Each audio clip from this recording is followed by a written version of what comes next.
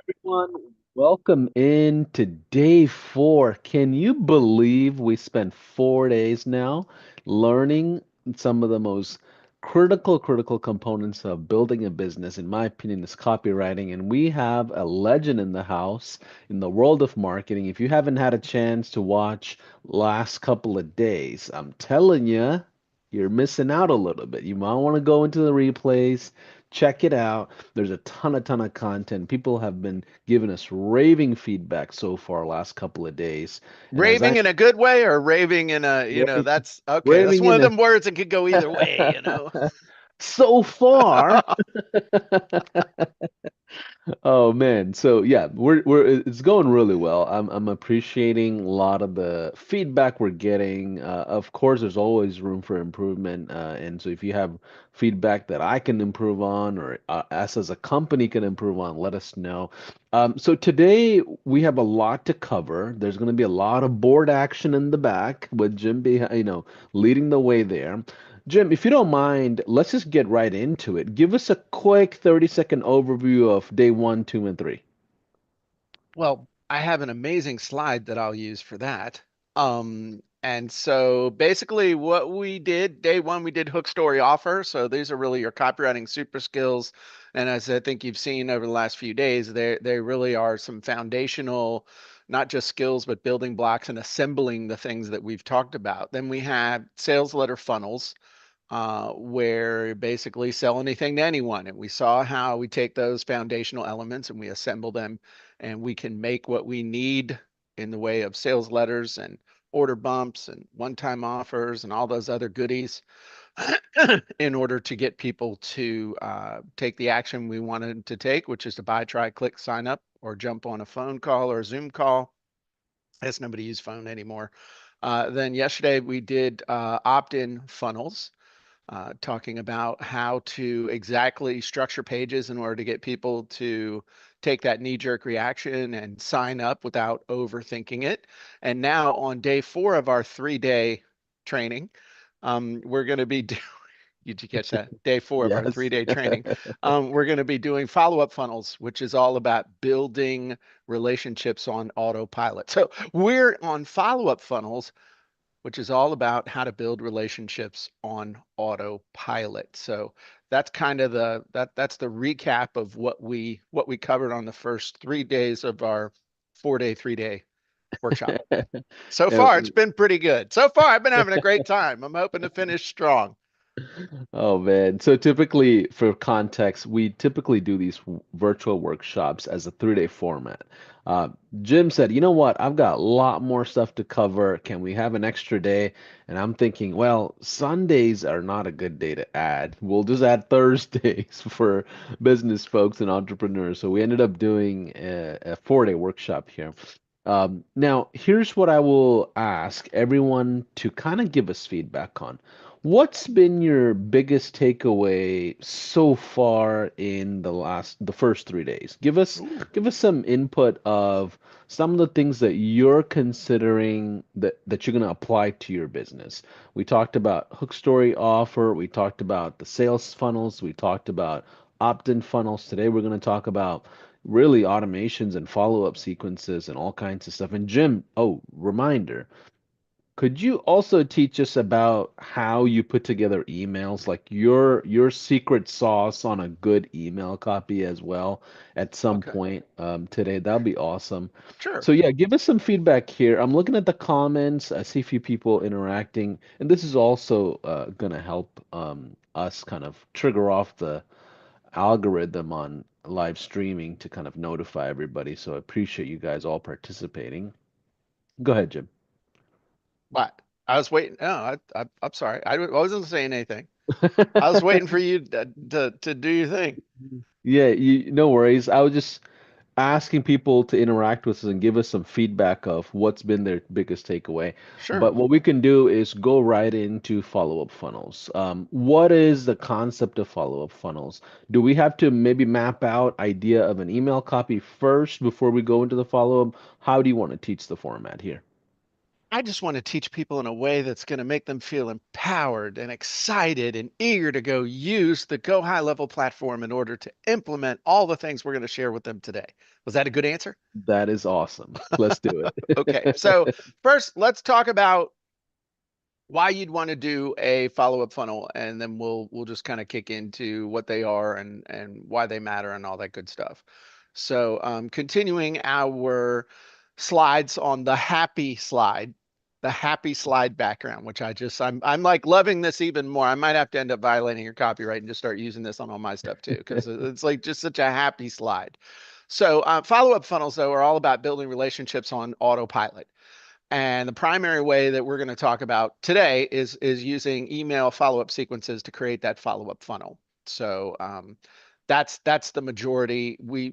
Some people might say, well, what's the difference between a follow-up funnel and funnel stacking and all this? Just calm down, Chuckles. If you can't make the follow-up sequence work, don't worry about getting them into another funnel that ain't going to work. So let's talk about how we take somebody from that initial interaction, whether they buy, try, click, sign up, or call and talk to us on the Zoom. How do we follow up with them? What do we say? How do we use that to actually make more sales, cut down on refunds, add value, and build those relationships? Because if you do this right, not only is this going to help you make more sales, but it's going to increase satisfaction of your customers. It's going to make the customer like you, appreciate you, because you're going to stand out. And I'm going to ask you just real quick, Paulson, have you ever bought something on the internet? I have. Have you ever, Although my wife is better at buying more stuff on the internet than I am, but yes. dude, the whole reason I started selling stuff on the internet is because we had two computers in our house. One had money going out, and I needed a computer to have money coming back in because the going out money was heavy and still is. Have you bought more than one thing online over the years, like lots of stuff? Yes. Tell me the name of 10 people that you've bought from that actually have followed up with you. Oh man. You Like an probably can't at automated way, or you all. mean like anything? At all. How many, or let me say it a different Um, way. How many times have you bought something and you were excited about it and you never heard from the person you bought it from ever again? Most of the time, 95% of the time. Right. Yep. That was a better way to ask the question because you're like, look, he taking on the challenge. He's like, yeah, I'm gonna name some people, bro. But you think about and those of you in the comments tell us, have you ever bought something from someone and you were actually like excited to buy it and weren't necessarily displeased with the product and they ghosted you like a Tinder date at the Mickey D's? I mean, it just didn't happen. And you think about how much time, energy, effort, expense went into you buying whatever that was, and what a wasted opportunity it was by them to not build a relationship with you. Now, I'm sure you can think of people that you've bought stuff from over and over and over and over again. And maybe have you ever been in a situation where you were on somebody's list and then somehow got off their list and you actually went and found them again and did whatever it took to get back on their list? Have you ever done that at least once?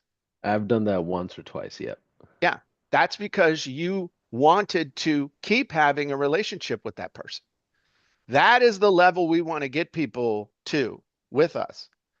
Is people now, these are not psycho customers, these are people that you want to have as a customer, but people that you want to have as a customer, to get to the point that if they ever fell off your list, they would go out of their way to get back onto your list. Okay, that's the level of relationship I'm talking about. People buying from you for 5, 10, 15, 20, even 25 years online. I've had people that have done that, have sought me out.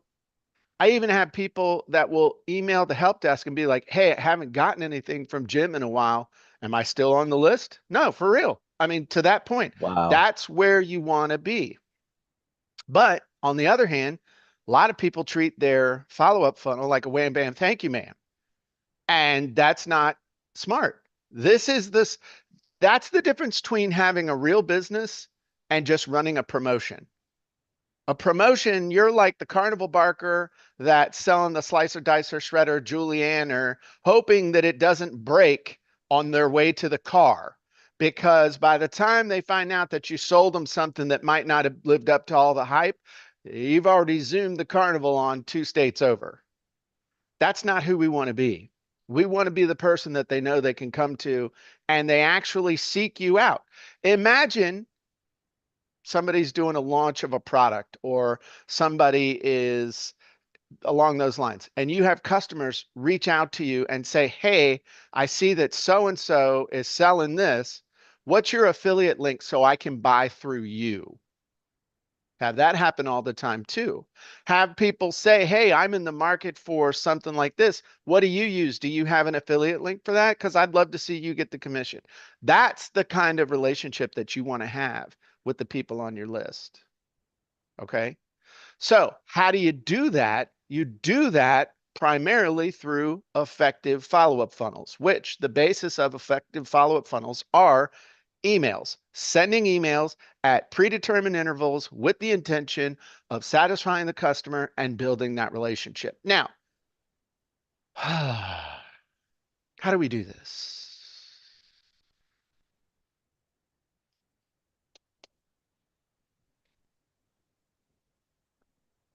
A lot of people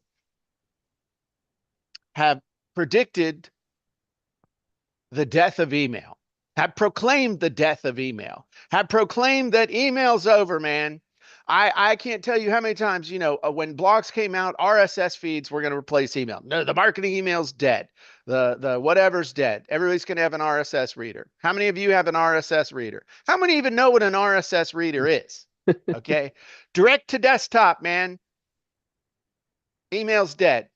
All your customers are just going to have a direct to desktop thing, which never happened. It's the equivalent of when you pull up to a website and it says, hey, this website would like to send you notifications. You can't click no fast enough because if you don't, they're going to be inundating your browser every half second. Well, the kids under 25 don't use email. Interesting.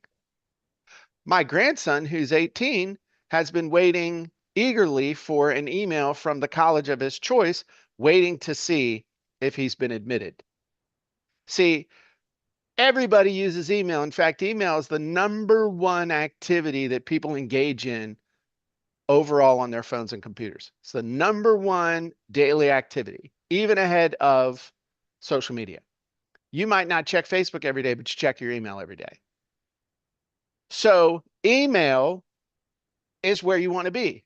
Email is where you build that relationship. Because everybody has two email boxes, Paulson, especially since Gmail made it possible. What is the thing that showed up in your, you use Gmail, right? Yep. Okay. What showed up in your Gmail at not too long ago, within the last few years? What showed up at the top without you even asking for it? Appointments, calendars. What are we thinking? The The drive, tab, the the tab, tabs. Oh, the tabs. the Yes. tabs. What does that tab Yeah. say? Primary and Secondary. primary and promotions. Mine says Oh, promotions. yeah, yeah, Does yeah. yours You say mean, promotions? gotcha. So you Well, got primary and Gmail, I got primary, promotions, and social. They automatically started sorting my email for me. So number one, we want to make it into the primary. Now, do you use an email filter? I didn't spell primary right, but it doesn't matter. I do Okay. use the email filter. Which Yeah. email filter do you use? Well, Everybody I wants have, to know so you can defeat it. uh, well, we have read, unread. Is that what you mean? Or you mean like internal teams versus external? I have a bunch of No, labels. like I use a thing called SaneBox that further filters email. Oh, yeah, no, I don't do that. Okay, well, you should think about it because, dude, it'll save you a whole lot of time. Okay. Because even in the primary, do you find yourself going check, check, check, check, check, check, check, check, check, check, check, check, delete? That's how most people check their email. First thing in the Yeah. morning, they fire up the email and they don't read anything, they start deleting. And what do you base the deletion on? Who it's from and what it's about. Don't know you, not sure you got here, I don't care, go away. I know you, not something I'm interested in, go away. So in the end, the only emails that get read are the emails in the primary box from a person that we know about a topic we care about. And we judge that based on the subject line. That's it. 99% of all emails, at least in my, and by the way, that statistic is wrong, like 99% of other statistics you'll be given. The vast majority of emails, even the ones that make it in the primary box, don't get read. So that's what you're up against. And in the comments, say whether you agree with me or not. I can teach you and will teach you a sequence of emails that give you the best shot at building that relationship. But if you don't understand the psychology basics behind email, if you look at most people's emails, especially the ones that you're deleting, you would realize that they don't even understand this. So they work so hard to sell you the thing, to get you the email, and then they blow it by either having the email come from someone or something that you don't recognize, and they write a subject line that absolutely is not something you care about. It's obviously a pitch. And after a couple of times, if you do make it into the primary and you ignore it or they hit spam or whatever, it all of a sudden goes to the promo one. How many of you actually check the promo tab, the promotions tab in your Gmail? I haven't looked at that in probably 2 to 3 years. I'm happy it goes over there. Same thing with the social. I've never looked at the social one, ever. Never popped the top on that. So this is where the game is. Who's it from? What's it about? Do I care? Every single email, you're playing that game. Well, this sucks, Jim. I thought that I was just going to be able to send these emails and get cash. This sucks. You're telling me I have to think? Yes, I'm telling you I have to think. Now, let's talk about what makes a great email. It's actually real simple. And I'm going to teach you a little trick. And yeah, there are AI tools, write your emails, do all that stuff. It's just, we're not even getting into that. If you don't understand this, you won't know if the email that the AI kicks out is any good anyway. It's kind of like the people that ask for the slides at the beginning of the presentation. You get in there, you get ready to go. Excuse me, excuse me, excuse me. Yes. Can I have the slides? Or are we going to get the slides? I'm like, dude, how do you know you want the slides? You haven't even seen the presentation yet. I've never understood that, man. Anyway, I had a friend. His name is George. George is in heaven now. George, I met 2003, and he was in a I did a sorry, start thinking about George and I get a little emotional. George was just a really sweet dude. And George was like the embodiment of my ideal customer. He was a nice guy. He understood who his target audience was. He was not super tech savvy, but he was eager to learn and he had an open mind and just he was the perfect embodiment. So whenever I write an email, I envision George as the recipient. Okay. Now, if George is getting an email from me, and in order to get George to open it, who's it going to be from, Paulson? Gonna be Who's it from going to be you, from? Right. from you, So in the from field, what's it going to say? a person's name, Jim Jim Edwards. Edwards. Right. Okay. Yeah. So from And Jim Edwards. I'm just thinking about all the folks that put up a brand and they have it coming from the company name. I'm Yeah. like, you're just getting started. Why are you doing that to yourself? Ignorant. I mean, yes, you're absolutely sorry. Okay. From Jim Edwards. Okay. Now, subject line.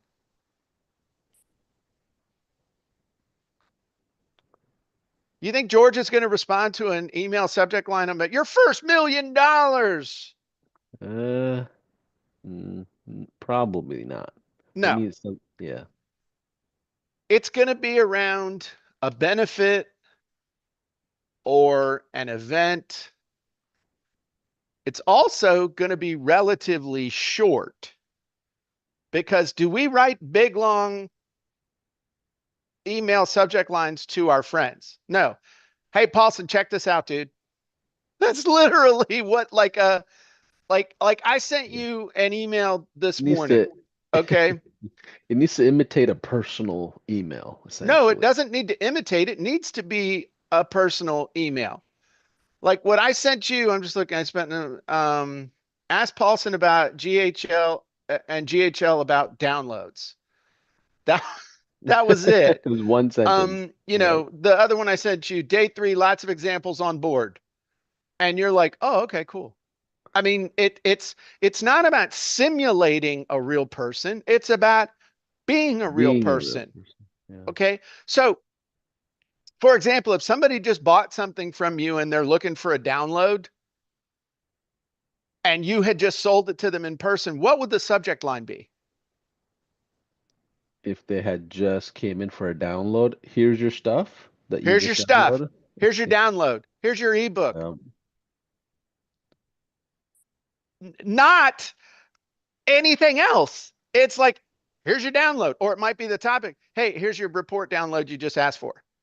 Hey, here's the whatever. We need to start teaching people like, or treating people like people, not people like numbers or number, like just this, it's a person on the other end of that.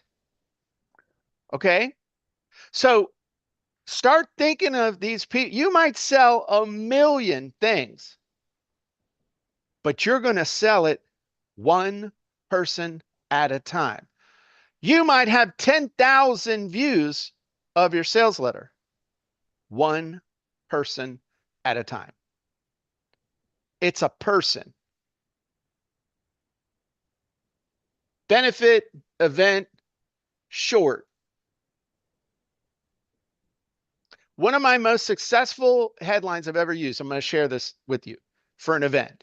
Okay. Some of you use it, some of you won't, because you can have some blowback on this because it's so good. First name. Are we still on for 1 o'clock? That's for when you have a webinar at 1 o'clock. You do that, be ready for some show ups. Also, be ready for some people to give you some blowback on that one too. I don't know you. I had it. I'd had it. Anyway, I'll share it with you one day. Okay. So from subject line. Now there's pre-head now because everybody's got screens that are like this long. Like I literally have a 4 foot wide screen now. One of those curved jobbies. And so I can read like the beginning of the whole email in that thing. We think about that as the pre-head. But people, that's the start of the email. That's how you can start previewing the email. It's part of the reason why they delete it. So we have the subject line and we have the pre-head. Jim Edwards, here's your download. Hey, Paulson, here's your ... You're like, yeah, okay, this is to me. This is I think I know who this dude is. I did just ask for a download and they know my name. Let me do what? Open the Download it. email. No, not Yep. even download.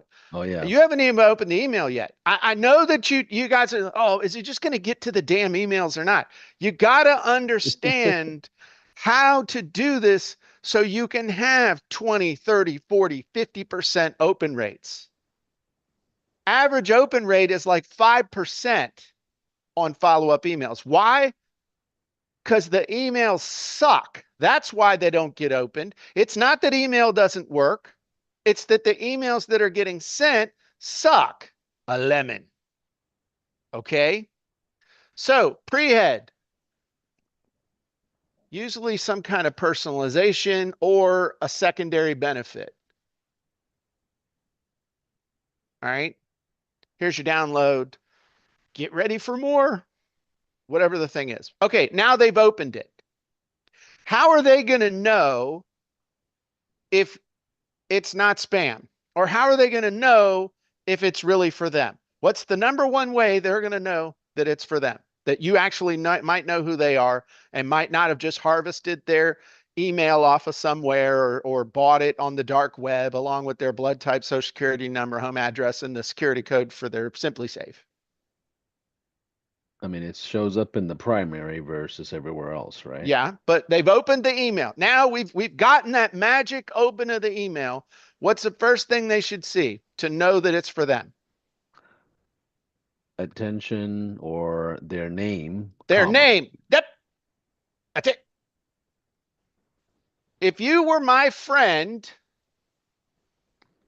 or you knew who I was, the first thing in that email is going to be, "Hey, Paulson." You're like, okay, I think I know who this. Let me, remember when we talked about the sales letter? Each part of the sales letter, the purpose of that part is to get them to the next part. Literally, it's a bucket. It's not literally, but it's virtually a bucket brigade of ideas, and all this stuff is happening so fast you don't even realize it.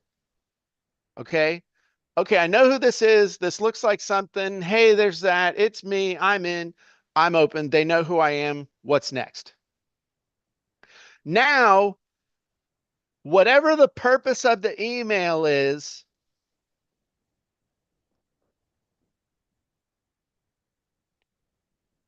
that's where you tell the story. However, or whatever the subject of the email is, the reason for sending the email is where you tell the story. What do you think is the actual purpose of the majority of the marketing emails that are getting sent? In What's the today's end world, run? Yep. What's the purpose? What is my purpose in sending that email the vast majority of the time? getting them to take an action of some And kind. that action most likely is going to be to, Buy you can't sell in or the email. Nope. Bucket show up brigade. to something, show And or what do they have to do? go to the next section And and download. bro, what am I doing here? I can't show it. Clicking. Yes, click. The whole, I'm no, no, no, no, no, no, dude. The whole purpose of the majority of the emails that you're going to send is to get somebody to click. But if you read the damn email, you wouldn't think that was the purpose of the email. I'm mm, getting positively elementary here, but you all got to understand this. If the purpose of the email is to get somebody to click something, then stop telling them anything that has nothing to do with them making a decision to click. mm, You cannot sell in an email. It don't happen. How many times have you ever opened an email, entered your credit card, and bought from the email? Never. The email is a step, and I know I'm coming off as like kind of an ass right now, but you gotta understand this because this is the difference between crushing it and getting crushed. Whatever the purpose is or the reason for sending it, 99 times out of 100, in my experience, the purpose of the email is to get somebody to click, to either show up to something, go get more information, or take an action like buy something or register or book an appointment or to read or whatever it is. The only real exception to this is when the purpose of the email is to be the delivery vehicle of some sort of value, like a newsletter, like an article. But even video, most people were not delivering video in the email. Yeah, it's email getting itself. People, oh yeah. no, wait, you could put a YouTube in there and somebody can click on it and watch it right there in their thing, but you don't have any conversion mechanism from that. Everybody wants to talk about the exception to the rule, okay? We want to understand that if our objective is first for them to know who we are, see what it's about, and open it. Then once they've opened it, we need to give them just enough information to get them to take the action we want them to take. No more, no less. I'll give you an example. Even when we know people, dude, do you have that friend who sends you email that you're like, oh, I love this dude, but I don't have time for this right now. I don't have time for this right now. I got one today, friend of mine, love him. Dude, I don't have time for this right now. And then it sits there. And then you're like, oh my God, I gotta open, I gotta do. And then you're just like, it's like you take this deep breath in and you're like zoom, zoom, zoom, zoom, zoom, zoom, like speed reading the thing, trying to get through it, and then figure out what's the shortest reply. Because if I don't reply to this, I'm going to be really rude. But I gotta reply. But how can I reply like really fast? Oh, Okay, that's funny. you don't want to be that guy when you're doing the marketing. Okay. It's like, hey man, this is gonna be amazing. I'm doing this class. It's gonna be amazing. I think you're gonna love it. You're gonna talk about this, this, this, and this. I'd love to see you there. If you click here, you can sign up and it's gonna be amazing. That's what we're trying to do with all these messages. It's like, hey man, you just bought this. I know you're excited, super excited, glad to have you. Welcome to the team. Here's the link to get it. If you have any problems, let us know. Talk to you soon, Jim. And be like, hey, this dude doesn't waste my time. Now, some people be like, well, Jim, you've sent long emails. Sure, rules are made to be broken. But when you're thinking about when you're setting these things up, this is what you need to think about. Okay. Great email. They know who it's from, subject prehab, their name in the thing, get to it, call to action. Then you have the close and the PS. Because most people will skim and scan, remember? And then they're going to read that PS. So the PS needs to do what? Reiterate the benefit and tell them take the action. Call to action. Yeah. Right. Which is to click the Click. link. That's it. Okay. That's this. I'm trying, really trying to save you all a ton of time, energy, and effort. Okay. Okay. So, any questions on this? Was that too much detail or was this No, helpful? no, this is really helpful because it lays out the foundation and the basics of the structure of the email and why you are aiming for that structure and the psychology behind it. Because we often get people, Jim, especially in the high level world, they just get excited with high level that they can send out a ton of emails and cool things and segment and they get into the mechanics, and but they're not thinking about the psychology. So I'm personally loving this so far. So the I hashtag am. so far, hashtag so far. Biggest question is why am I sending this email? What's my purpose in sending this email? And when I understand that the hoops I got to jump through, that's going to guide you to create a much better communication. Okay. That's the bottom line on this. So now what I'd like to do is we're going to go to the board and we're going to talk about a specific follow-up sequence that you can use as the basis to create your own follow-up sequence. And I think that's going to be really helpful for people. But you know what? Before we do that, I want to talk for just a second about the software we use, which is Go High Level. And we've made arrangements for you to be able to have a 30-day free trial. That's twice the normal free trial, an entire month to try it out. Put it to the test. You'll even get my snapshot templates and training, which includes an 11 email follow-up sequence that's in that puppy that you can load into your edition of Go High Level and adapt based on what I'm going to teach you in this training. That alone should get you excited and want to sign up for the 30-day free trial just so you can get your grubby little your happy little hands on all those emails that you can repurpose. And you can do that by going to gohighlevel.com/Jim Edwards offers. And when you stick around till the end, Paulson's going to tell you if you already have a Go High Level account, how you're going to be able to get your hands on that snapshot. So you're absolutely going to want to stay tuned for that. But go to gohighlevel.com/Jim Edwards offers. This can't last forever. So go sign up today. All right. So now this onboarding funnel email sequence that I'm about to help you with. You call this a follow-up funnel, onboarding funnel. I don't care what you call it. Okay. But what this is a systematic communication that is going to get people to not only they've already signed up or bought, but it's going to get them to buy more stuff. And more importantly, to see you as a valuable resource and start looking forward to your emails. So I will tell you that you don't have to use all of these, and you don't necessarily have to use them in this order, except for the first couple. Okay. So you can mix and match these.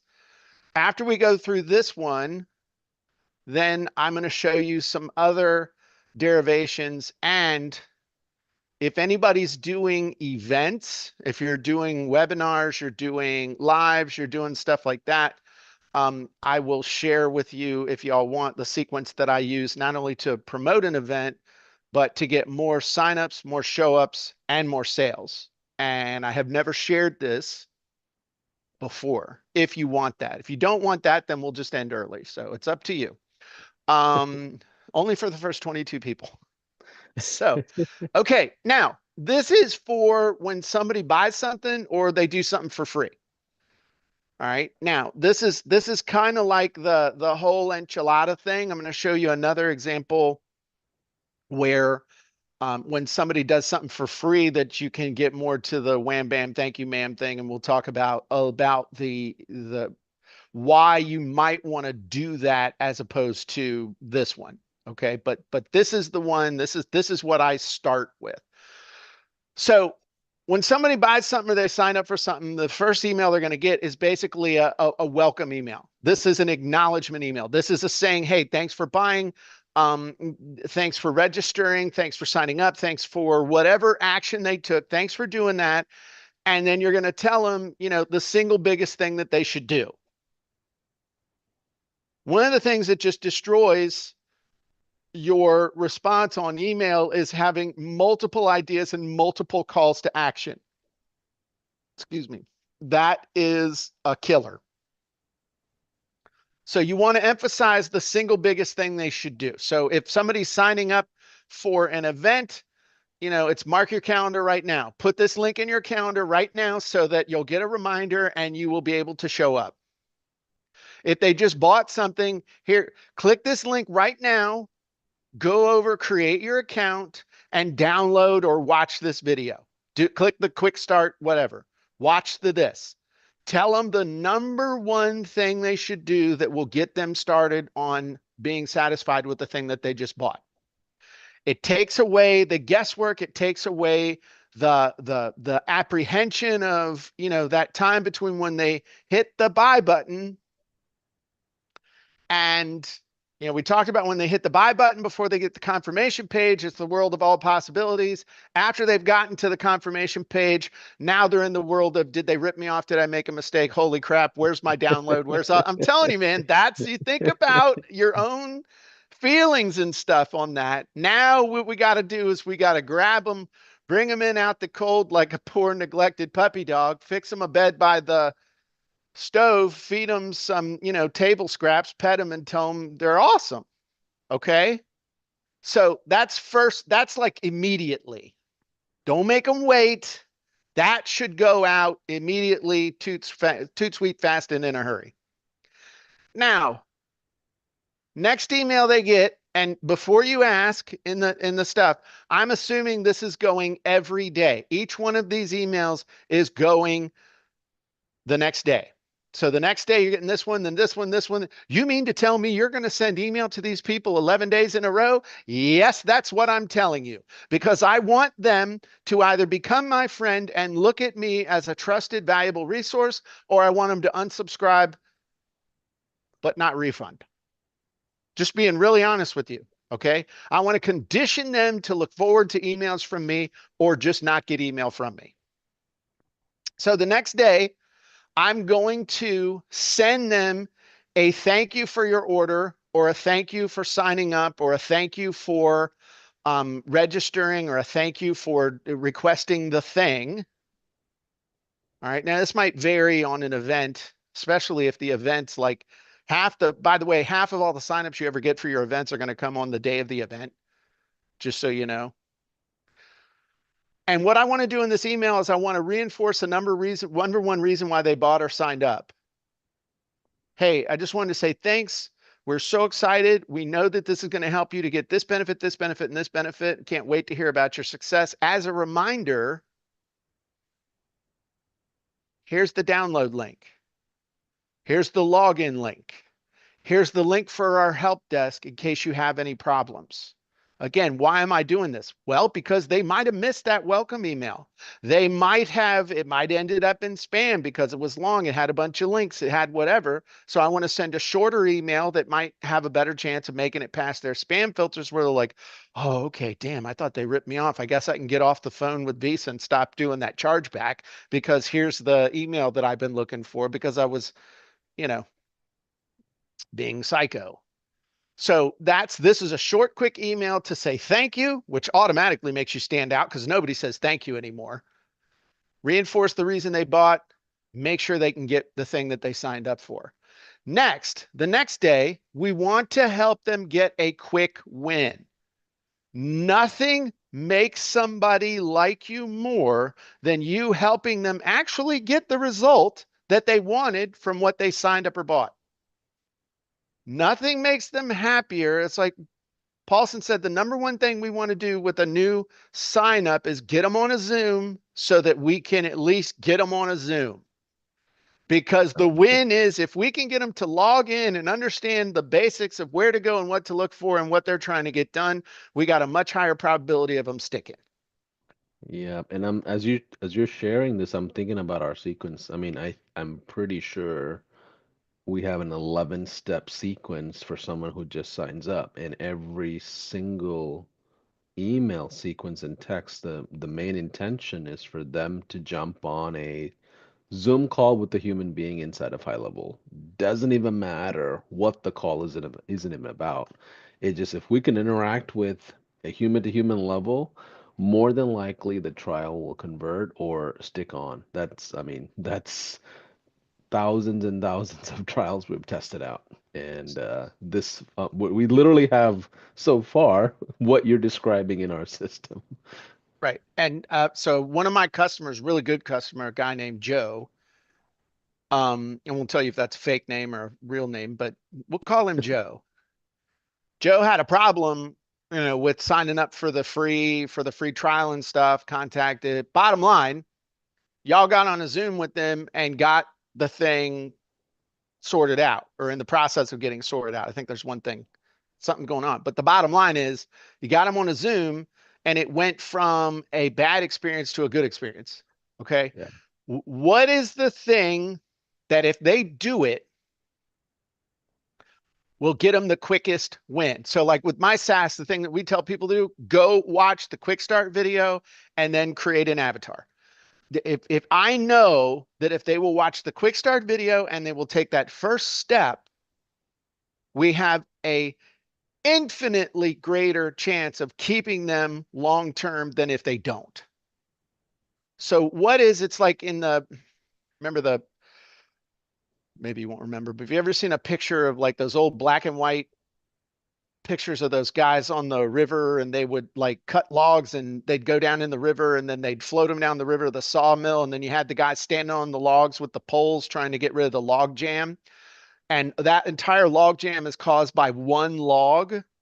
Figure out what the one log is, the one roadblock, the one missing circuit connection that if they make that, it opens up the floodgates to success for the customer.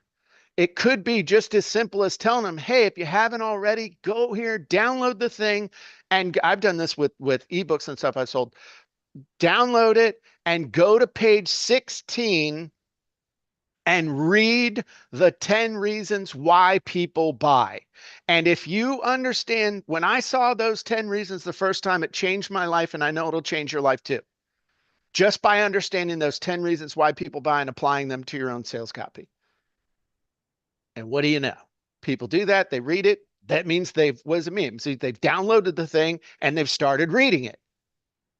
And have at least gotten some goodness for them to say, wow, when I have time, this is good. I need to come back and read this. Now, whether they come back and read it or not, I'm going to try and get them to, But if I can get them involved and get them a win, they'll at least say, "Hey, I made a good decision, and when I have time, I'll start getting busy with this." Next email that you want to send, the next email that you want to send is basically my either your epiphany, your story, but you want to tell the story of the product. You want to tell the story behind what they bought or how you came to create the thing, because it explains why you can give them what they need. It explains why they made a good choice, not just about the product, but a great choice about you, because they bought a product, but I want the relationship with them with me, so they'll buy more stuff. Why do I want them to buy more stuff? Because my stuff's the best stuff, and I believe that in my heart. And I have a duty to make sure they know what I got and how it's going to help them. That's my mission, is to help the people, and the money is a result. Yeah. I believe that. Can I add some color here? So Sure. if you ever notice in the world of high level, as a high level brand, we don't often use personal branding as a mechanism. So it's not one person. You see like almost six, seven figures across high level, right? And that's intentional. So if you kind of value something similarly, you can, as an organization, make clear what you stand for and what you don't stand for. And it has similar effects as like one person that's just like, eating the ecosystem or controlling the ecosystem from a branding standpoint. I just wanted to add that color because a lot of companies, a lot of SaaS founders that are here or SaaSpreneurs that are starting off, you automatically think it's a good thing to just put your face and name on everything. And at some point, you get to a world where the company has outgrown the entrepreneur that started the company. And that's when you kind of see the differences of like the power of having an organizational brand position. But anyways, I'll get off my soapbox on that. But there is that option to stand up and say, this is what we as a company believe versus a person, as another note. Right. And for a SaaS, for a company, for a software, you're 100% right, because we struggle with that a little bit with my SaaS. Not that much though, because people know it's just, I mean, I'm the character. It is what it is. Um, but I also understand that and give, like, elevate the team around me. So you say you got Yeah. 6 or 7 characters. We have I mean, I'm the, but we also have like attractive characters in our Yeah. organization that people know, and they have their favorites and stuff. Yep. For like an author or somebody like that, I mean, you got to be the face. Yes. Yes. So, but the story of the company, the story of the software, the story of the product, your story, the origin, the mission, all that stuff, whatever strategically makes the most sense for you to do, this is the step that you want to do it in.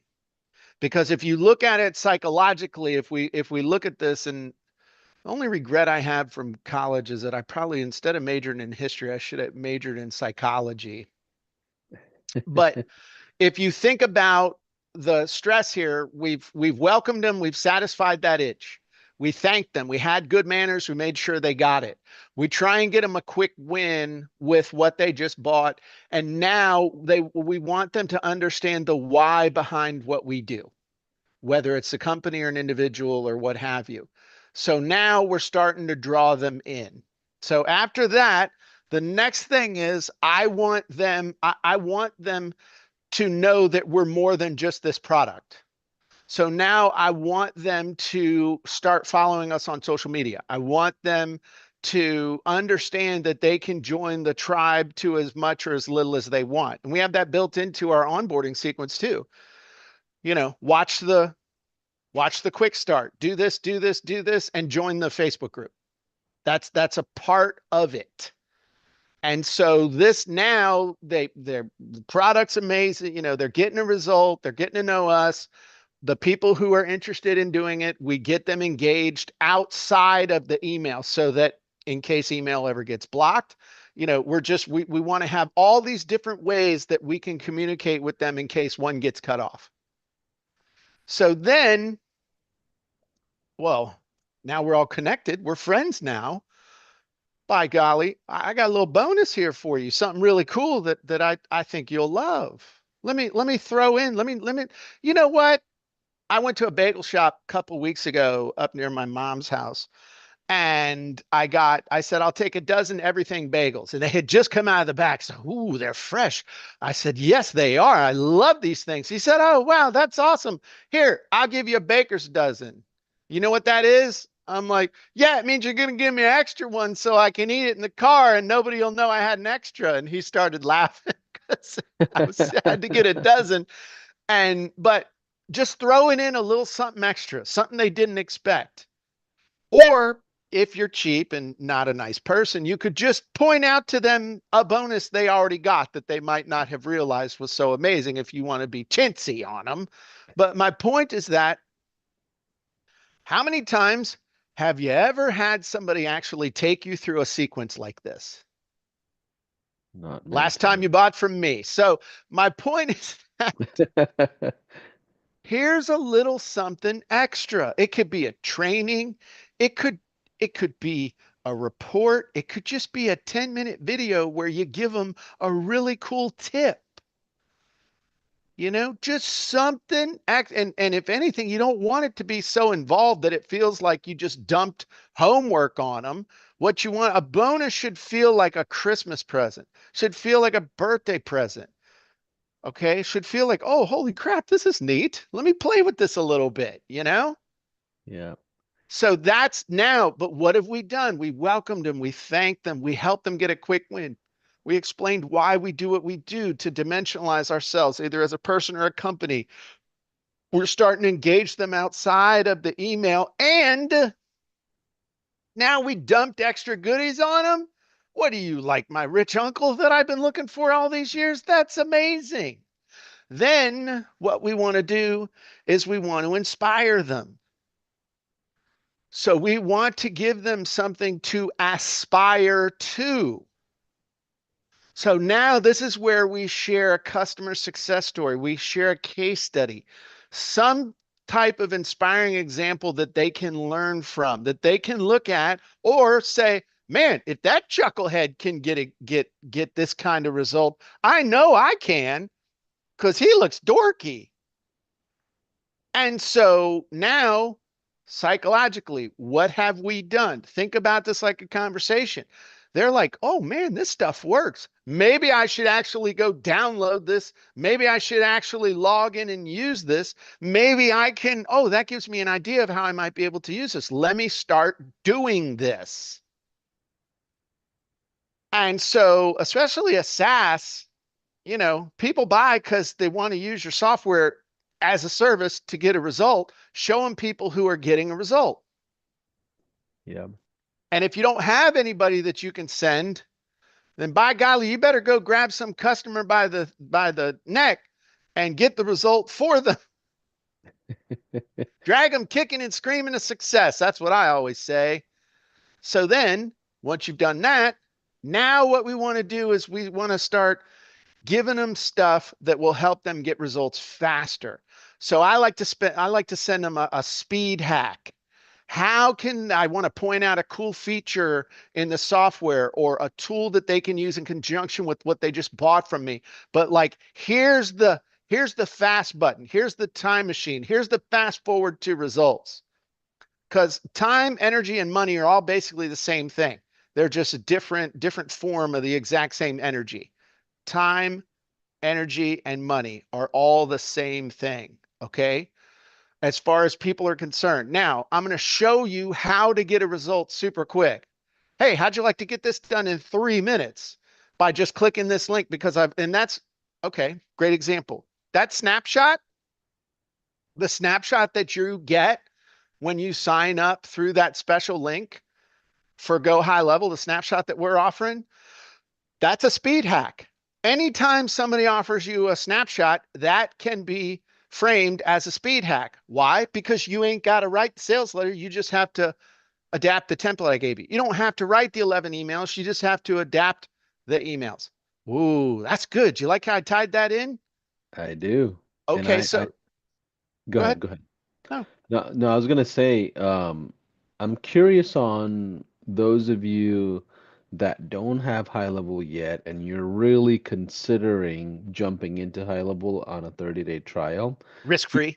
If you are considering that, I may throw in a bonus here, just out of my hands here, just as fun. But I'll tell you about it after we get through these sequences. Keep Can I have going. it too? I'm already signed up. I'm already a member. I'm already a subscriber. Do I get it?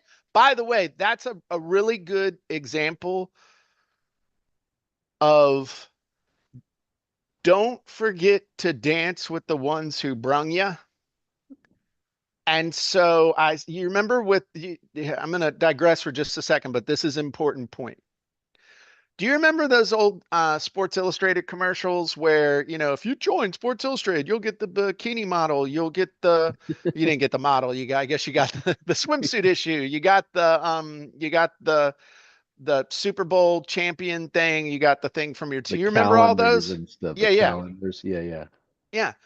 The problem is that they had in not so big, small print only for new subscribers. Mm, And like if you were already a subscriber, you're like, okay, well, where's my cool calendar? Where's my VHS tape with my team and stuff on it? You didn't get it, which kind of pissed you off. So my point is that if you come out with new bonuses or you update your bonuses or you come out with new stuff and add it to your product, the smartest thing you could do is just give if you're giving those bonuses away with a new purchase, just give them to your old customers. Don't try and be slick. Well, I'll sell it to you for half price again so you can. No, dummy. If you're giving away a free bonus to new customers, give the free bonus to your existing customers and make a big deal out of it. And that's going to reinforce the relationship and it's going to keep you on their radar as well. yeah, especially if it increases their usage of using your thing more than anything else, or your services or interaction with you, whatever. It just creates more noise and buzz towards your business. And it just plain makes them think you're a nice person. And with all, no, seriously, dude, sometimes Yeah. there's more value in people just thinking, you know what? Thanks, dude. I appreciate it. I mean, that's just a little gratitude goes a long way in this world, in this crazy online world where it's cold and cruel and no one cares. I care, everybody. Okay, so the next thing, we then want to send them an effort hack. We want to point out a feature or a hack or something that is going to help them to get fast results, but by not having to do much of anything. Okay. Now, again, look at the snapshot. Instead of you having to load up 11 different emails, you can click a link. It loads the 11 emails in, and all you have to do is just do a quick edit on them, and they're ready to tie into the follow-up sequence of any funnel that you want to use it for. That's a pretty good, don't have to do much. Okay. Now, what I said, difference between speed, effort, time, energy, effort, all that stuff's basically the same thing. It's however you want to frame it. Now, obviously, it would be a different thing. It's not, hey, here's this cool feature. It's going to save you some time. The next day, it's like, hey, here's the same cool feature. It's going to save you a bunch of effort. Normally, you'd want to point out some different stuff. Okay. Then, next thing you want to do is you want to engage them with past stuff you've done. This is going to show that you have some depth, that you're more than just some fly by night carnival barker selling it slices, it dices, it chops, it juliennes. Um, and this is where you want to get them involved with stuff that isn't necessarily on social media. So your blog, any tips, other stuff that you've done, just stuff that they're going to look at and go, dang, that's pretty good. Maybe a YouTube video you've done that's really amazing. We're just trying to pour value onto them, and we're trying to we're trying to get them engaged in so many different places that we just become a part of their lives. Okay. And then the last thing you want to do in the sequence is to ask for feedback. Hey, how can we improve this? What do you want next? Take a quick poll.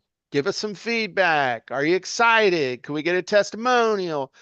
All those things. And this kind of closes the loop on this first dating cycle. And now people, oh, well then Jim, and I love people. People are amazing. People are awesome. Because Now, I know the quick, let me, can I just quick finish this question one? on this. Okay. Yeah, yeah, go ahead, go ahead, Let go me ahead. just finish Sorry. this thought. When this is done, after they've gotten that email, I want them going into my database where me personally, I send an email on Sunday, I send an email on Wednesday, and then we have at least one more teaser throughout the week. So now they've gone from this sequence, they've gone into general population, and it's probably not good to have a prison metaphor, but they've gone into Gen Pop and they're going to get an update at a minimum on Sunday and Wednesday. And then if they buy or sign up for something else, they stay in Gen Pop, but then they're going to go into another sequence for whatever it is and then they're going to pop out of that and they're back in Gen Pop until they do something else. So that's just wanted to finish off Yeah. that thing because people are like, well, then do I have them put them in another sequence and another sequence and another sequence? You can, but that's tough. It's more put them in Gen Pop and keep a relationship going with them instead of just, anyway, go ahead. I'm done. No, no, you're good. And to that point Jim mentioned, there is something called smart lists inside of high level that allows you to tag different sequences of where they are in their journey. So you could take somebody from, I don't know, Gen Pop to what is the other thing? I don't know, Just the a other follow-up, a divisions. follow-up Yeah, sequence. I mean, yeah, right. and they're in a Yeah, specific follow-up funnel based on something they did, which is they either bought or they signed up. yeah, And absolutely. if you want to, like when they're in this sequence, you could have them not in Gen Pop.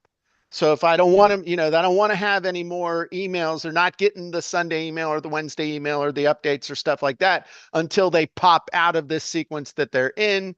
They're out of solitary confinement. They are back in Gen Pop. They're able to buy their commissary and eat with all the other inmates until something else happens that I need to isolate them in the shoe.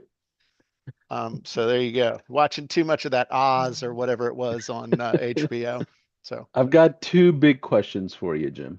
Two big okay. questions. Yep. First question, going back to that 11-step sequence you were sharing on the slide, Uh-huh. what is your intention through the steps? Are you trying, is a call to action to take the next step, or like what is your preference?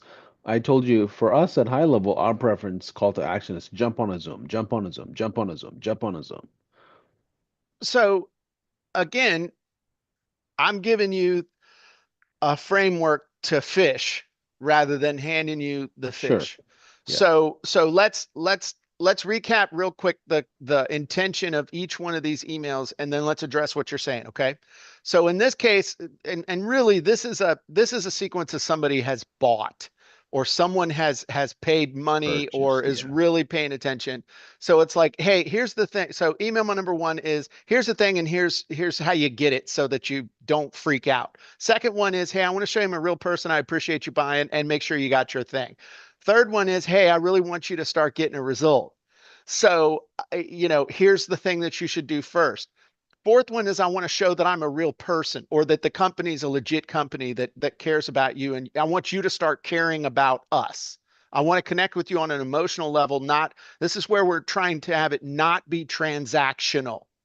So then the next one is, hey, I want now us to get social. Maybe we can interact back and forth, especially like with authors or creators or stuff like that. People love to touch the hem. They want to be like, oh, wow, Jim Edwards responded to my thing. I'm like, calm down, dude. It's not that big. chill. Then like the bonus email, I once, it's like the guy at the bagel shop. Here's some extra, dude.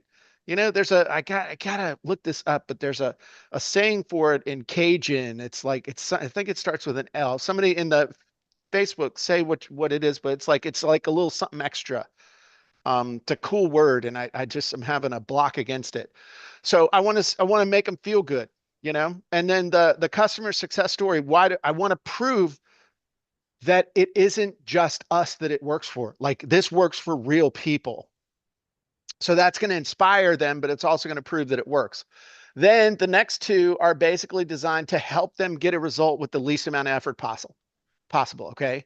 Then the next one is to try and get the people who are, serious about studying or wanting to know the backstory and stuff like that. And then the last one is to encourage closing that loop on communication. So how could you guys, if the intention throughout this entire thing is to get somebody on a Zoom call, then you got to spin it on each one to the call to action of the Zoom call, but then and also do it in such a way that it's not getting annoying. So the first one is like, welcome, single biggest thing you should do right now, schedule your Zoom call. Let's get on there because it's going to do this for you. Click the link here to get on the calendar. We got people sitting by 24 hours a day, 7 days a week. I mean, you do have people 24/7 That ready to is roll, true. right?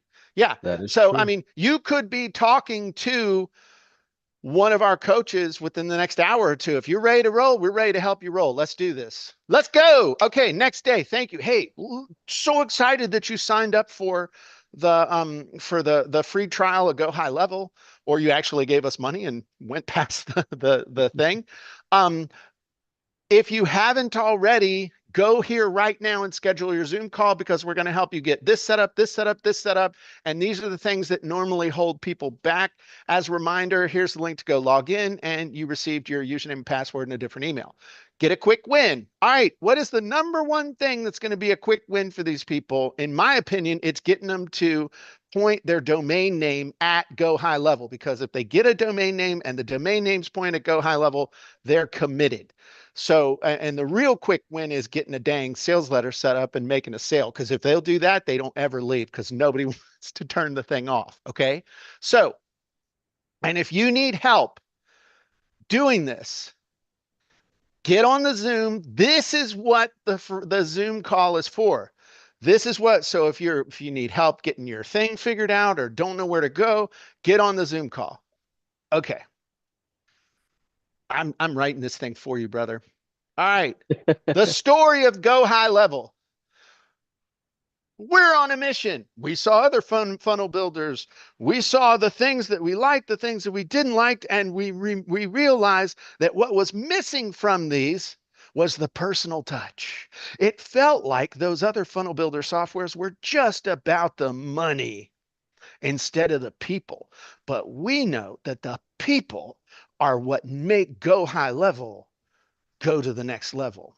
So one of the ways we do that is by putting people first. And we made a commitment that no one would ever sit at home wondering what to do, lost, and then have to pay for someone to get them started on our platform. And we committed right then that we would make a free Zoom call available to everyone. I'm not This making, is real, right? This is yeah, real. This is really yeah, how we do this. yeah. Okay. This is So not just an example sake. yeah, I mean this because this is real. I'm not teaching stuff. See, here's the thing. A lot of people either teach theory or they teach something that they're rehashing from someone else that they're making more complicated to make it seem like they're smarter than the person they stole it from. So the next one is the let's get social. Okay. Hey, we're a real community.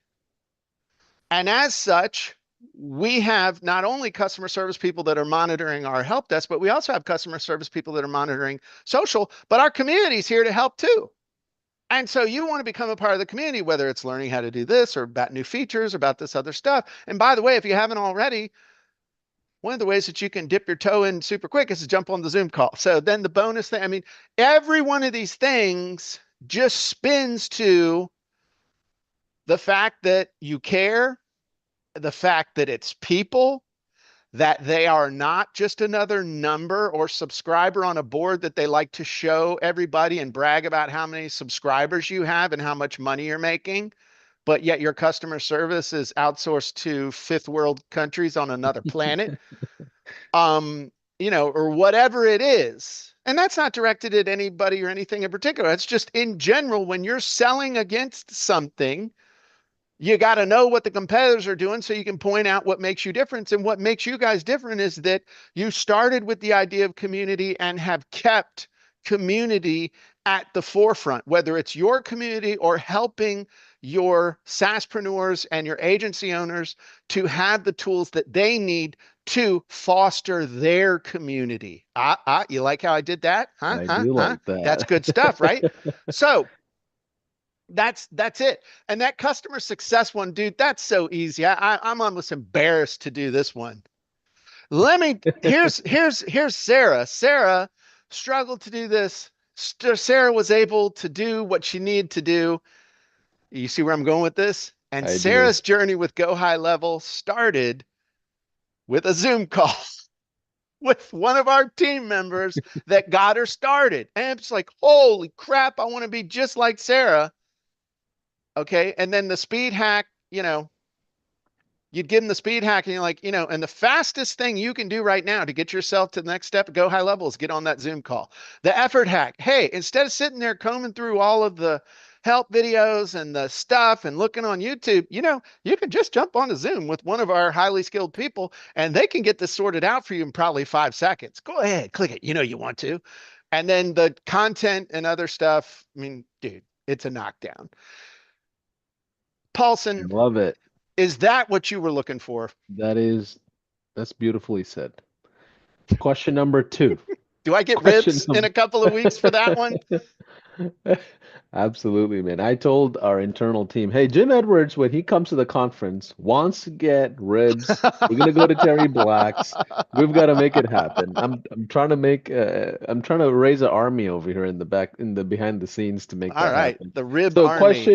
question number two. Question number two. That was my first question. Okay. Beautifully addressed. Number two, since we're talking about follow-ups and follow-up experiences, lot has changed in the world of marketing. What is, from your opinion, what is the role of text messaging with relation to these emails? Like, when do you use leverage text messages at all? Like, do you even do that? I mean, what are your opinions? What are your thoughts? We would love to kind of get your feedback, especially on a brand new purchase. Do you text them and say, hey, look for an email that I just sent, or do you just say, "Hey, come join me on a Zoom," like whatever that is? What are your thoughts?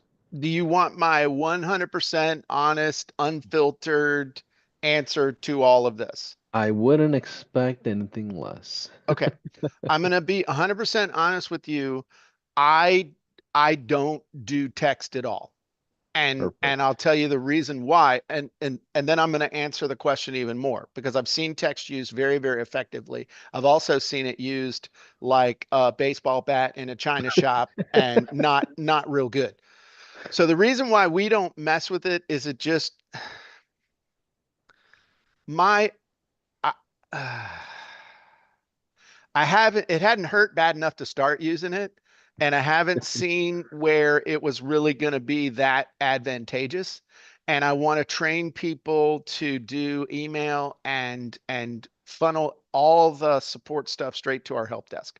Because we're a small, even though we're doing millions of dollars, we are a relatively small company. We have, 4, 5 employees, and I'm one of them.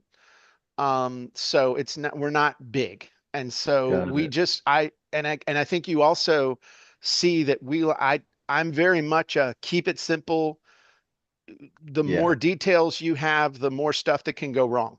So I, that's why I never really took up the habit.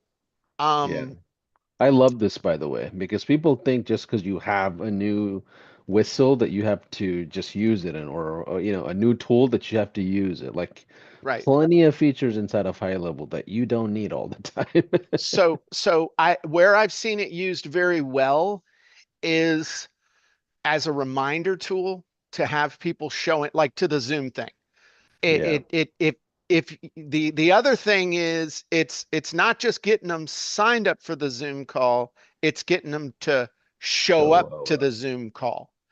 And I have seen, even with me, I have seen text used extremely effectively to remind me about a Zoom call. Oh yeah, I knew. Oh, and then stuff happens. It's like, oh yeah, my Zoom call's in 5 minutes. I need to be there.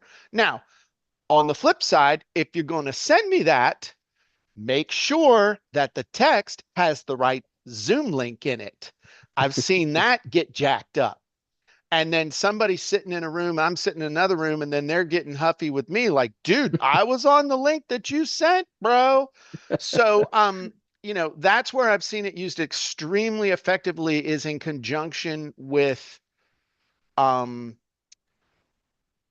with appointments. Events. Okay, Yeah. with Got appointments, it. with events, and also with, again, an appointment, an event, tomato, tomato, an appointment to talk to a person as an appointment to go to an event. Like, hey, the webinar starting in 30 2 minutes. Here's minutes. the link. Yeah. 2 minutes. Yeah. Here's the link. Yeah. Very effective. I think of like the whole, and that actually I'm a little jealous that we don't. But again, is the juice worth the squeeze at this point? Maybe. I don't know. Is what it is. It's Yeah. another thing that people can bitch about. And I know you shouldn't build your marketing around what people will and will not complain about, but after a while it's like, you just weigh the pros and cons. But that to me is the best use. Like, hey, webinar starting, where are you? Oh yeah, yeah, yeah, okay. Anything to increase a show up rate. On the flip side, and I was going to say it's like salt. The right amount of salt makes anything taste better, including breakfast cereal. Salted caramel. Too much salt makes you want to puke and can make you sick. So the texting every day reminder for the webinar, nah, no. Hey, your your appointment with so and so is coming up in 29 days, bro. Okay, no. The other one that I just think is really stupid is like the psycho girlfriend text of, "Hey, I just sent you an email. Go check it out." You have got to be kidding me. But I see people, it's like, hey, I just got this new toy. Let me send them a text to tell them to read their email. The psycho girlfriend. That's so I funny. mean, that's, but you know what I'm saying? That's like, Yes, dude, I what get are it. you thinking? And I guess what kind of scares me a little bit more is that people, again, they don't read, they just react. Hmm. And when I was really looking at it, and maybe you can address this, but the penalties, it's like the margin for error on the text stuff was a lot lower. The It text, it's is. like, Yes. and if you get enough complaints that people can just be chuckleheads, then they come to your house and they Yeah. beat you with a rubber hose or something. I mean, it's just not a There good is. experience. So Yeah, I'm there is just, a compliance side to texting, but yeah. I appreciate your response here and the full transparency because it's important. I think making sure all perspectives are visited is my goal. We don't have one way of doing things. There's multiple ways to cook up this recipe and let it be extremely effective. So Jim, let's go back to the slides. I think you have a couple of more, right? If Mhm. I'm not Yeah. mistaken. Let's get back on track there. And I was just going to say one last thing. But like I'm not disparaging it at all. And I do know people who do it very effectively where they have segments of their audience who only want to get SMS. And so they have Yeah, follow-up sequences in the same exact sequence, but instead of it being, a couple, three paragraphs, it's a sentence and a link. And that yeah, works. So yeah. that's, you still think about it the exact same way as far as the psychological interaction. Okay. So just because the old man with the white beard and the tats isn't doing it doesn't mean you shouldn't or can't. Okay. All right. So there you go, kids. Take your screenshot now. Three, two, one. Sorry. Okay. So here we go. More follow-up email funnel sequences, follow-up funnel email sequences. So these are, again, these are suggestions. Now that you understand the structure of a message, you understand your audience, now you can understand how you might structure these and move forward with them. So the first one is free item, lead magnet, quick follow-up funnel.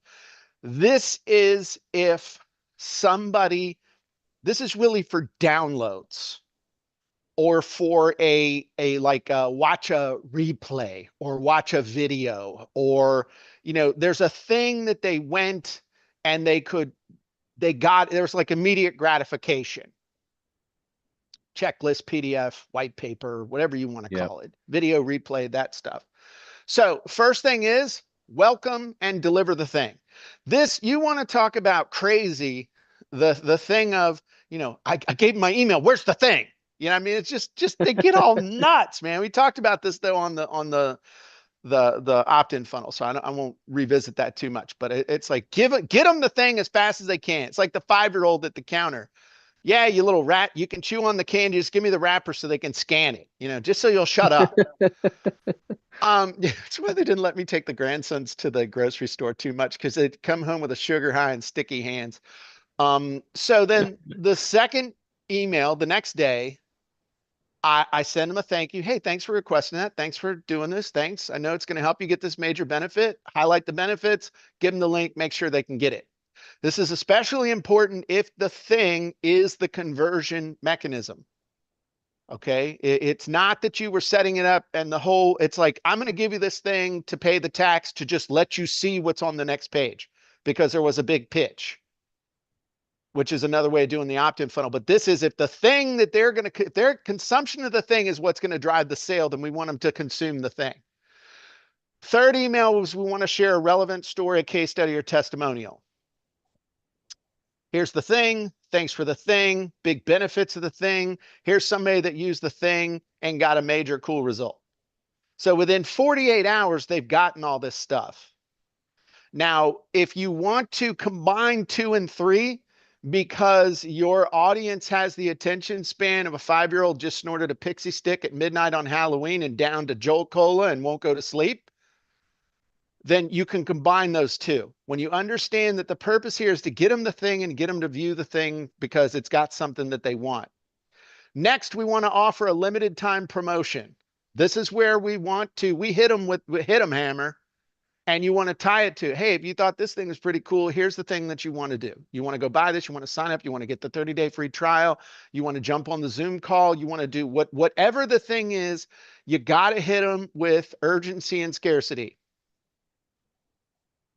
Next, we want to have the next email is going to be an FAQ about the thing. Okay, the who, what, where, when, why, how, and how much. Will this work for this? Of course it will. We wouldn't have asked the question or introduced it if it wouldn't, said the copywriter. But an FAQ, here are all the possible questions you could have about the thing, all the cool answers and why this is the only solution. And then you do a cart close. And a cart close is typically a couple of emails. There's hey, it's the last time today's the last day. We're going to contact you about this. And then at, I don't know, whatever midnight time zone you use. We do midnight Hawaii time. That basically gives us till 6 a.m. on the East Coast for all the people that all of a sudden, had to visit the hospital. Their dog got abducted by aliens, whatever the reason is, they couldn't take advantage of it. And then you hit them with the last one with the final courtesy notification, and that's what you do. At that point, they go into the Gen Pop list, and they're on your list, and they either pay attention or they unsubscribe or go away. What I have found, and we talked earlier about some changes in marketing. I'm going to share a couple of things. So back in the day, we would do this thing called back in the day, almost 25 years ago, we would do this thing called a mini course where through email, we would send you, it was like a product launch with actual information in it. And we would actually teach stuff. And we used email because everybody was on dial-up and there was no video or any of that stuff. And you could get a lot of conversions because people actually had an attention span that went beyond a YouTube short. And what is happening is that people get hot for something and you got to close them faster now than you used to.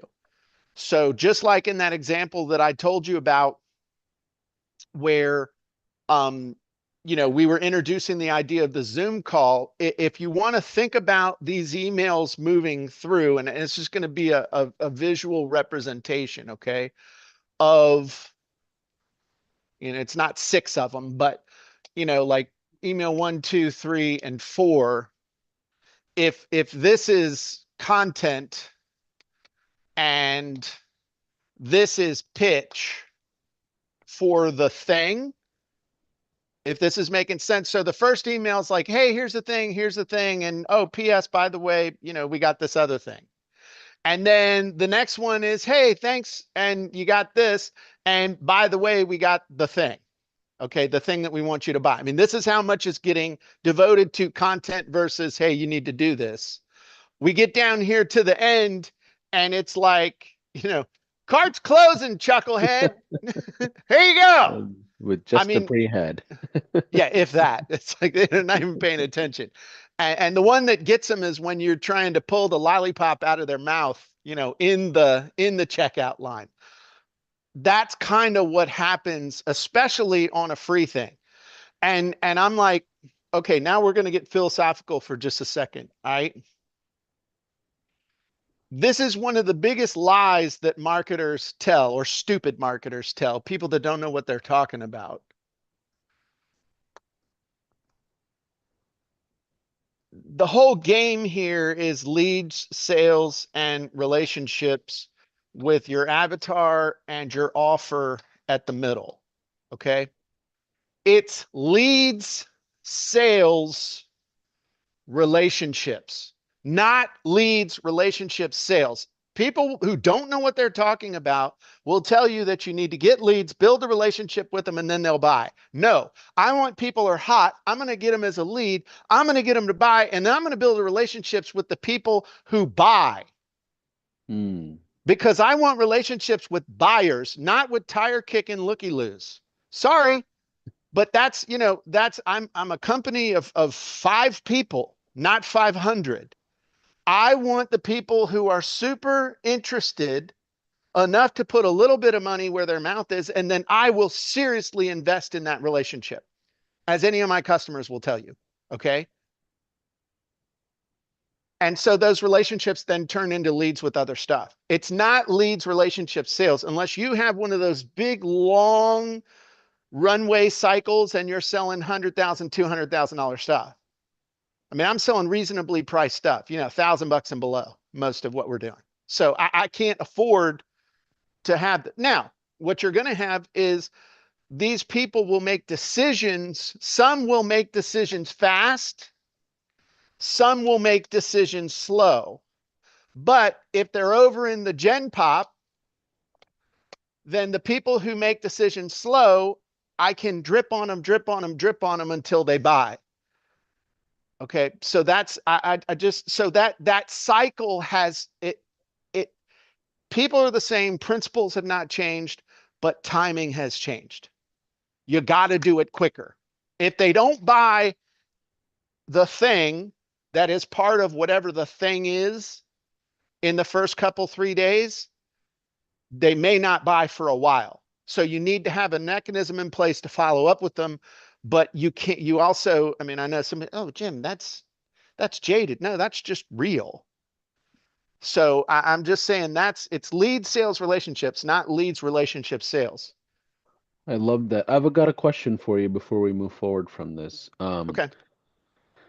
Obviously there are, you know, active buyers and inactive buyers, right? A lot of us may want to go get a Porsche GT3 at some point, but Yeah. this week you're not in the market, but you are an active buyer for a long term that Uh-huh. you might have something in mind. So like Uh-huh. when it comes to leads, specifically to that leads category at the very top, Mhm. how do you like what do you consider to be a lead? Like how do you define lead in today's world of 2024? Someone who has done something that has put them into the funnel that I'm trying to sell them something. that thing. Okay. So they've clicked on something, they've opted into something, and by doing so, they are now on a predefined path, whether it's a series of web pages, it's a product launch, it's a follow-up series of emails that I'm trying to get them to buy something, ultimately buy something or sign up for something. That to me is a lead. So customers, okay, and relationships, these people are in and out of being leads. So they're a customer, they're a subscriber, and then I'm trying to pop them in to be a lead for something else Got it. towards a Okay. predefined thing. So whether it's the write your book stuff, it's software, it's whatever it is, I have these people in this that I had this relationship with, this sphere of potentiality. And Gen then pop. I come in Gen Pop, yeah. And then I have an offer that if they respond, they go into the funnel as a lead, and then they either buy or not or whatever, but they're in Gen Pop until they unsubscribe. Got it. Thanks for the clarity there. Okay. Was that helpful? Absolutely, because a lot of people, they don't define leads the same way. They're like, if they showed up to something and they didn't give you any information, they're somehow a lead. And I'm like, you don't even have their name, phone number, or email, or even like a level of where they are in their journey. And when you get to too many leads or massive databases, a lot of times we see this issue. They don't really define leads properly. They could have just downloaded a list from somewhere or collaborated with somebody, and it just like a big massive database, and you're like, who's the lead, right? And that's kind of what I'm thinking about when I ask that question. Yeah, and the other thing is a lead is a person with specific hot buttons and desires that you Yep. can target and lead them down a path. And I will just say, those of you who might be in the market for a Porsche G3 or an expensive vehicle like that, I will just tell you from personal experience that it sounds cool and it's like, oh yeah, it's easy for you to say, Jim. Hey, I always thought being rich started with the R's, Rolls Royce and Rolex, man. Got two Rolexes I never watch, I never wear, literally. And I gave my Rolls Royce away because I was just sick of dealing with it. So I just say, aim for the things like fulfillment and helping others, and don't aim for the car. It's Just good saying. wisdom. I was listening to a podcast day before yesterday, this gentleman talking about his very successful person. He's not even in the marketing world. And he said the way you can measure a man's success is if his kids wants to come hang out with them on Yep. holidays. Yep. And I was like, that's the most profound thing I've ever heard. You can have Yes. big house, big Rolexes, big everything, and no one's there. But anyways, let's. And nothing is sad. We're going to get to this one, but nothing is sadder than a fat guy trying to pour himself out of a Lambo. And if you're the fat guy with the Lambo, buddy, drive to Planet Fitness. Here we go. All right. So that was a free item lead magnet. Now let's talk about the next big one, which is events. An event. And this is where I think that the folks you just got to understand that if everybody thinks there's this magical thing or somebody has this magical power, when we're talking about events like this, okay, it comes down to not just signups, but show ups. Okay. It's signups, show ups, and conversion. And you really have three separate follow-up funnels, three separate funnels for an event. Did you realize that, Paulson? I did Okay, earlier. good. Yes. Excellent. You read through the slides. No, I'm just playing. So the phase 1A for any type of event promo is, or any type of event, the follow-up is basically they've signed up, I want them to show up, or they're in my general population, or they're on somebody else's general population. We got to get them to sign up.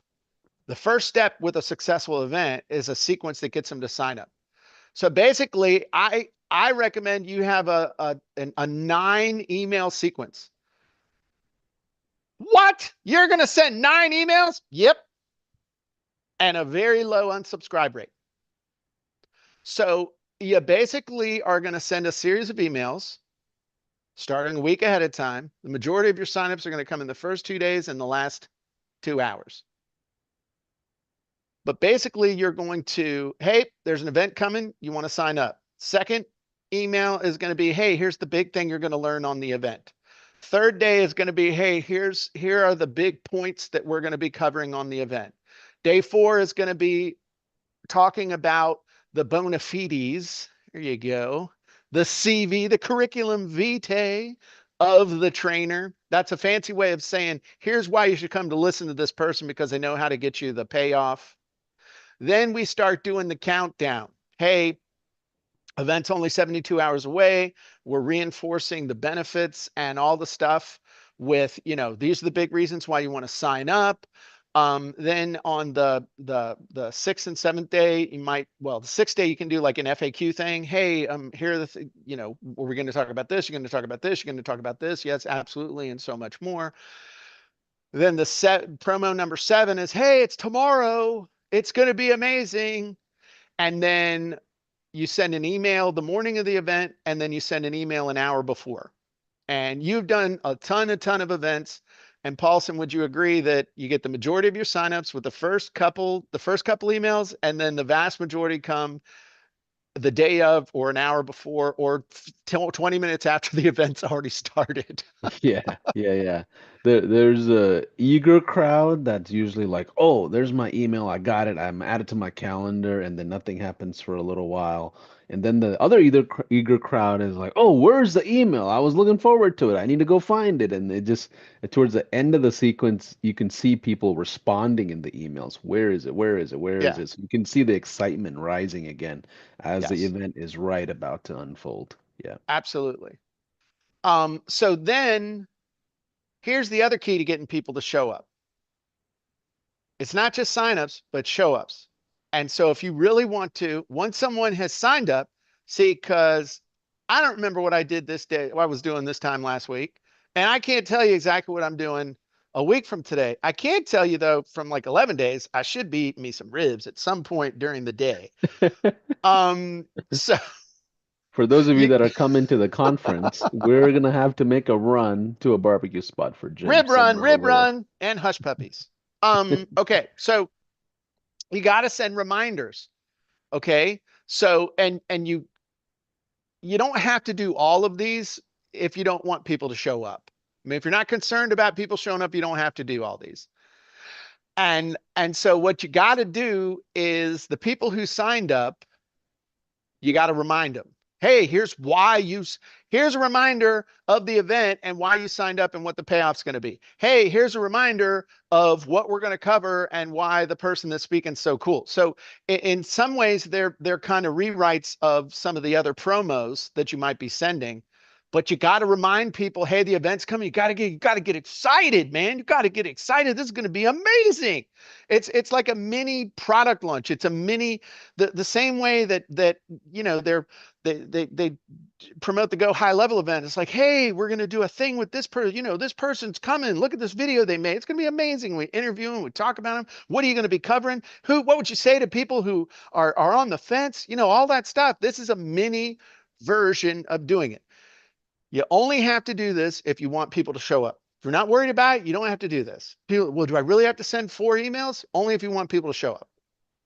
And only if you're promoting it a week ahead of time. If you start promoting, we have some that, we'll just start promoting it 3 days ahead of time, in which case we just do a compressed version of this. And typically the only reminder email that gets sent is the one with the 1 hour warning, because we don't take the people who sign up off of the list. We don't suppress them from the Gen Pop list. So we just keep hammering everybody with the 3 emails. So the emails hammer them to show up for the event are also the reminder emails for the ones who already signed up. Half of them can't remember they already signed up. So they sign up again. So then you got to dedupe the list before you send it. And then that's fine. It's just, this is how the real world works. You're laughing, Paulson, because you're like, yeah, that's how it works, dude. We have a department full of people handling what you just described. Right. So it's people, man. You can either complain about or just love on them and accept it. Okay. So if you want show ups, you got to send reminders. One thing to get signups, another thing to get show ups. This is where you make your money. If you don't want to make any money, then don't do this. Okay. If you want to make money, then this is what you do. You got to send out the follow up from the actual event. So, what's the first one? Hey, that night of the event, hit them with the replay. Why? Because only about 30-40% people show up, and everybody's like, is there going to be a replay? Is there going to be a replay? Is there going to be a replay? And let me give you the answer to that. I don't know, but the only way you'll get the replay is if you sign up. And I really suggest you show up live because that's where all the good times are going to happen. I have had times when the video got jacked up and we couldn't have a replay, but as soon as people hear that there's going to be a replay, your show up rate is going to go in the toilet. Why? Because they know that they can watch the replay if they want to, but they're not gonna. Hey, by the way, if you really want people to show up, charge for the replay. Charge $20 for the replay. Hey, you know Mm. what? I know people get busy, and if you want the replay, we're happy to give it for you. It'd be $20. You can show up and watch for free live, but the replay is $20. That will almost assuredly increase your show up rate live by 50%. And you'll actually make a bunch of money because a lot of people are like, yeah, okay, I'll give you $20.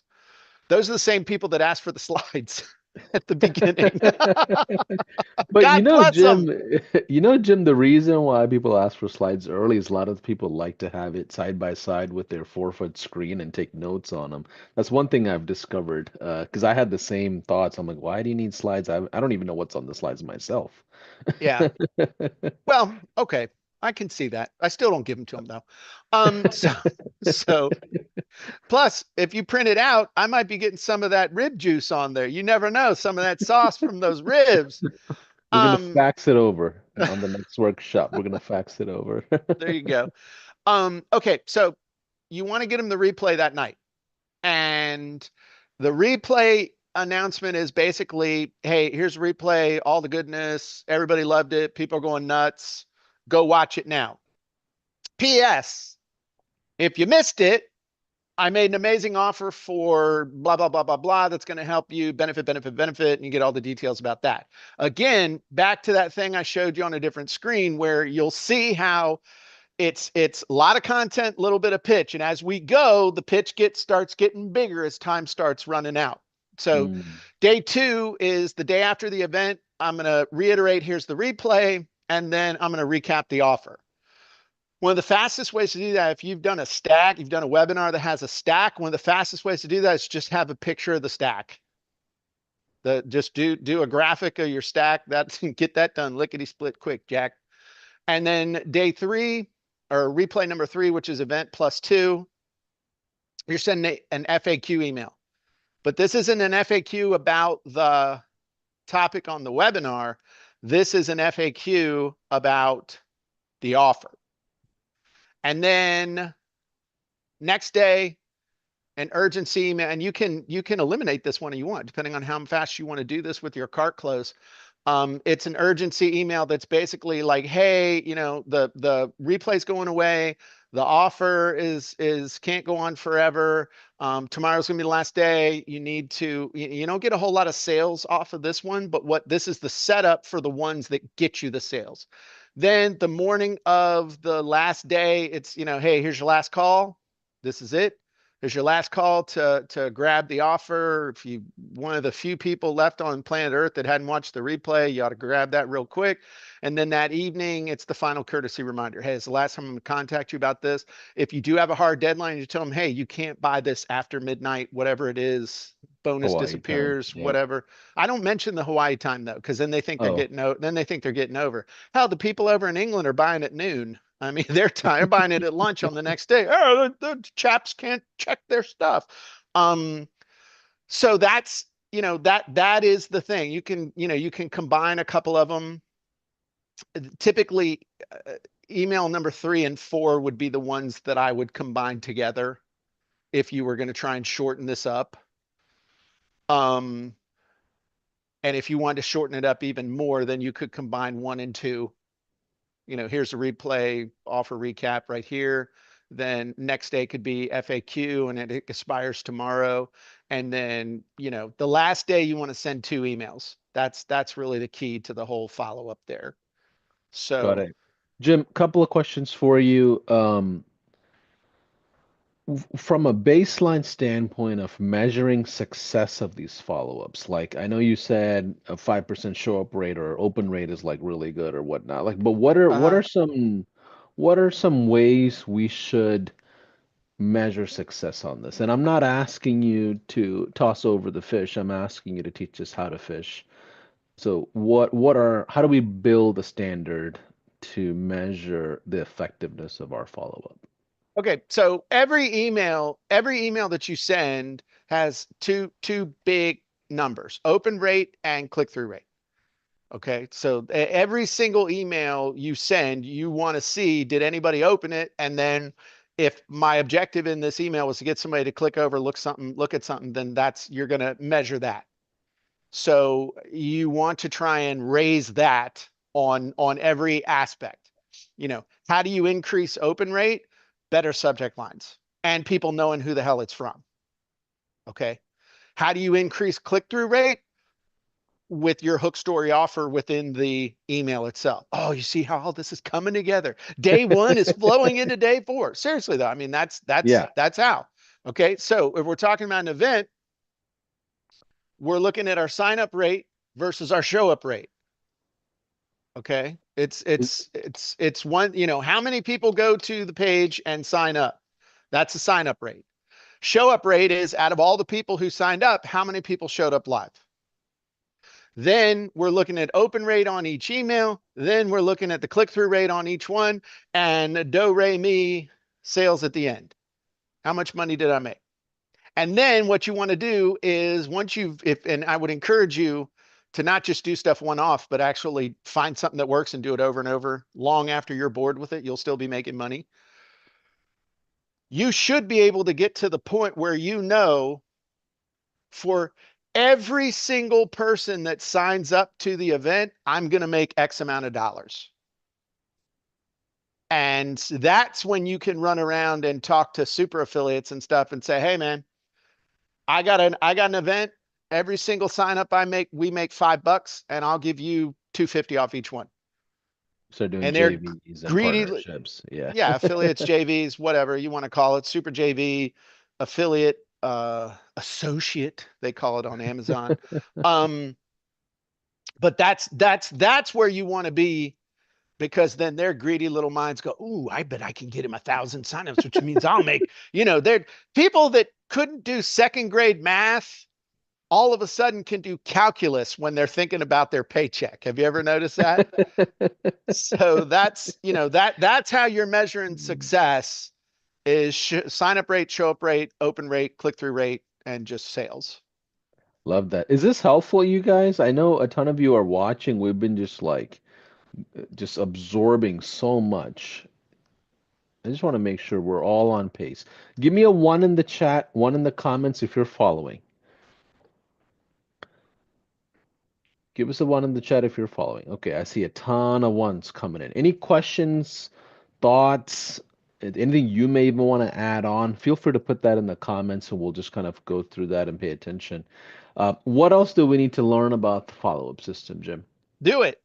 People get word. No, no, no, no, no, no, no, no. The biggest thing is we're joking about Gen Pop. All the profit is in the Gen Pop, is in the database. All the profit is because this is where you build the relationships. This is where you build the trust. This is where you build when you do come out with the next offer or you're promoting something as an affiliate. So this is where you get the people to show up. This is where you get the traffic on demand. This is where you get the profits on demand. This is the relationship, not just the list. And then you got the people like, well, I just don't want to bother anybody. That's dumb. Okay, you're not bothering anybody if you're dropping value bombs. Well, they I, signed up for the email too. They want something from you. Absolutely. But if you don't give them anything, there's nothing Yeah. for them to want. They won't pay attention. And then you're like, oh, well, I've got something good to share now. They're like, who are you? I don't remember you. Oh, you signed up for my thing a year ago.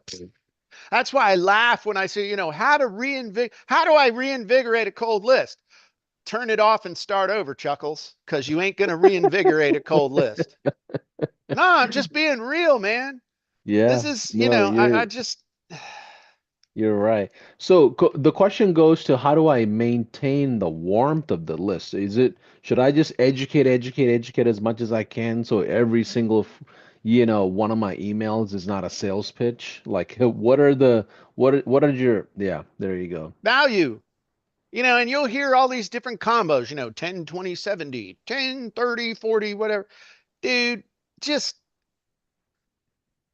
here's something I think will help you. And by the way, we've got this. I mean, that's literally like, hey, every Wednesday I send out an article. It's our newsletter. We used to have, man, it had like, articles and recaps and this and that and the other. And looking at what was going on with it, we send people a cool article on a topic that they can absorb in about 5 minutes that's helpful to them based on what I know about them, and they like it. I love that. I mean, that's it. It Yeah. literally, that's been my shtick for over 20 some years is the Tuesday article, which is now the Wednesday article. That's why I literally visualize it as I'm making deposits into their mental bank account. And every once in a while, I make a withdrawal by making an amazing offer. Here's what I paid attention to a lot, Jim, today. You didn't say this, but you said eat, sleep, content, and repeat, and it says that on your t-shirt. And Hmm. it goes to what you're sharing here. If you have couple of segments, maybe it's a podcast, maybe it's a blog writing, maybe it's a book review. It doesn't matter even if you didn't write the book. People want opinions. They want perspectives. Is that the motto you follow? Sure. Yeah. And I mean, it's no secret, man. I mean, I've got an AI SaaS, but everything that we do comes down to soul with an E on the end. People want stories, they want opinions, they want unique perspectives, they want lessons learned, and they want to learn from your experience. Experiences. Yep. That's it. That's all we're sharing. But yet, this is the stuff that can't be cloned. It can't be copied. It can't be ripped off. This is us. And if we want them to buy us, then this is the stuff we should be sharing. And let me tell you one last thing. But Jim, if I share this, what are they going to buy from me? Honey, if you can just send one article or one video and you got nothing left in the cupboard, it's time to reevaluate your existence in your niche. These are facts. Yeah, spitting facts, brother, spitting facts. So the one thing that I would just encourage everybody to do as we draw this to conclusion is this is the software we use. You can get a 30-day free trial. Oh, sorry. I thought I had shared the thing, but I'm still just running off at my mouth. Here you go. The software we use is Go High Level. You can get a 30-day free trial, which is double what you can get off of their regular website. You're welcome. Also, when you sign up for that free trial, you're going to get my snapshot templates and training, which includes template for a sales letter funnel, template for a lead gen opt-in funnel, and an 11 email follow-up sequence, plus some bonus training and other goodness where I'll be spitting copywriting facts at you that'll make you absolutely amazing or at least entertaining at cocktail parties. You want to go to gohighlevel.com/Jim Edwards offers. I'm sure you will get some follow-up email funnel stuff from the fellas over at Go High Level, but I just want to say that this offer can't last forever, and nor should it. Okay. Nothing good lasts forever. Only bad crap lasts forever. Okay. Nothing good lasts forever. Go sign up. When I say this is what we use, this is what we use. This is what we teach our customers to use. What else? What other proof do you need to know that this thing works and it's amazing?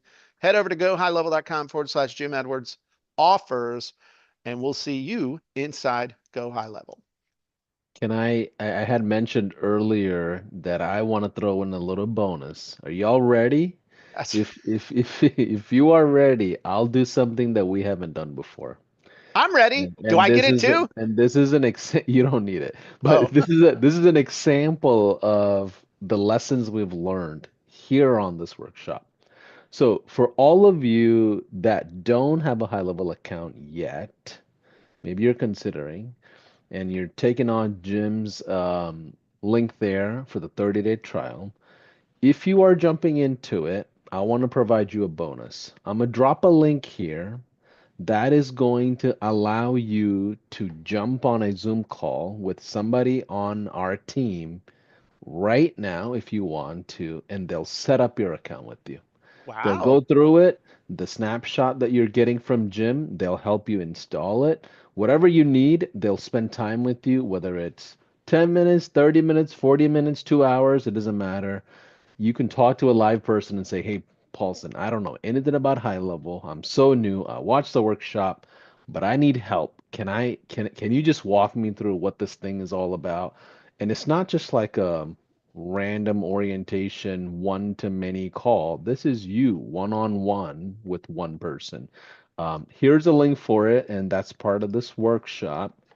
As a bonus, if you jump onto that link, here it is. I'm gonna snatch that up. It's speakwith.us slash live dash walkthrough. Jordan, if you don't mind, put that into the comments. Uh, Appreciate you, Jordan, by the way. And for those of you that are already on high level, you don't need it. You don't need a live walkthrough of high level and help setting up your high level. This is for those folks that are jumping into the trial today. And we'll keep this going until Hawaii time Friday, tomorrow. But all jokes aside, we'll keep it live for tomorrow as well. But we want you to jump into those calls today. But added bonus, no obligation. Just Thank you, jump on a quick Paulson. call. Yeah, That's awesome. yeah.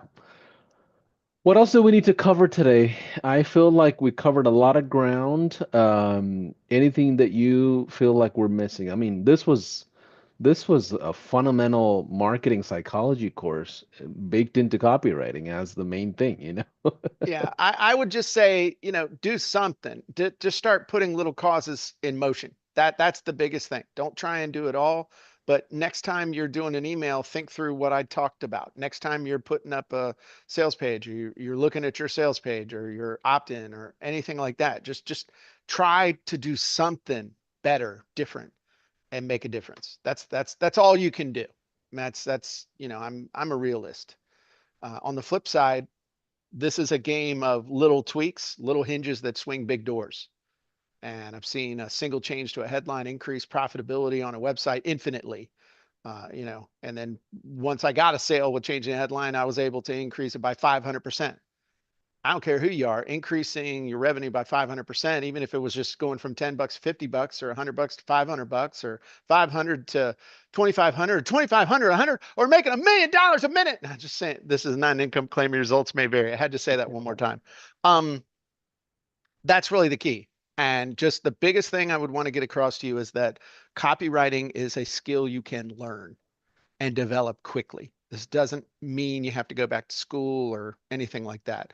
So I just want to say thank you and I appreciate you. This has been wonderful. I hope this is the start of more stuff like this. I would love to come back and share again Yeah. and talk about specific, whatever y'all need help with. I am happy to help. I am at your disposal, my friend. Anything Did you that I did can you do to have help the fun? community. I had an amazing time. Couldn't you tell? Yeah, and you didn't call me Chucklehead once. We had a great time. I would never call you a chucklehead. Chuckleheads are over there. We're all over here together. See, that's one of the other lessons. It's like you all come over here. We're here. We're cool. The chuckleheads over there. So, nah, it was I amazing. learned so many little terms. It was I had a great time. And in all reality, entertainment is part of good education that keeps great engagement. I was sharing that with some of my team members as they were messaging me, watching some of these things. But Get this guy off the Zoom. Holy crap. Did you hear what he just said?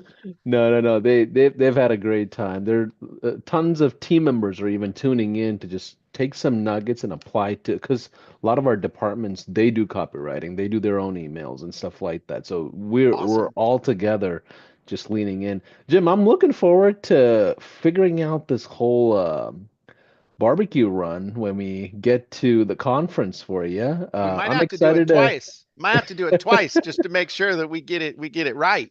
What are you going to be teaching at the conference? I know you are one of the breakout sessions, if I'm not mistaken. What are what, I'm gonna be teaching you how to do your next $1 million offer. So whether it's your first or your next, it'll be your next.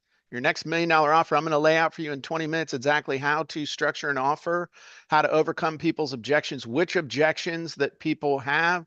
And I'm going to give you a couple examples from my life that you can model instantly. And in 20 minutes, I'm going to change your life.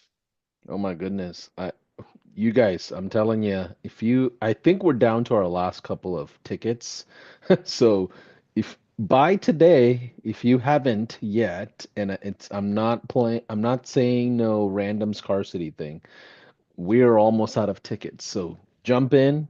It's a great time. Jim, I'm looking forward to seeing you in person. I feel like Me I'm gonna too. walk up to you and give you a big hug and You appreciation, should. man. You should. I'll know you. It'll be awesome. I'm gonna get me some high level gear too. I need the only thing I was Awesome. missing on this, I need a high level hat.